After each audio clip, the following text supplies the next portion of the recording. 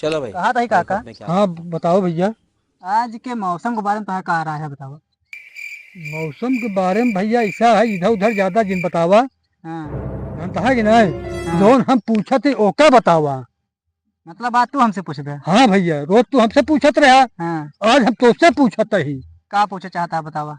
Zone मेहरारू होथिन हाँ। और नाकिम गुस्सा काहे को होत है। ना के बुसे यार काका तो बहुत रिस्की सवाल पूछा था यार। कौन है मर इसी वाली बात ही है भैया। यार एवं मेहरारू कहते हैं सब गुस्सा ही जाइए काका। ना है गुस्सा ही है ना भैया, ऐसी बात तो नहीं न। तो फिर सुना काका हम बतावत हाँ रही। बताओ भैया। अगर अब ही हम आई हाँ और तोहरे घरे तो हाँ माई बाप को साथ छोड़वा दी जबरदस्ती हाँ तो का कैसे लागे। बुरा लागे। बुरा लागे ना। हाँ भैया। गुस्सा करता ना। हाँ गुस्सा तो लागे।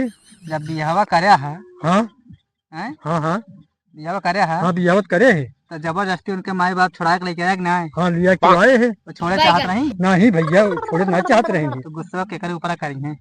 तो भैया गुस्सा तो हमारे ऊपर करी है। समझ गया ना। हाँ भैया। यही के मारा मेहरारू के नाके पे गुस्सा रहत काका।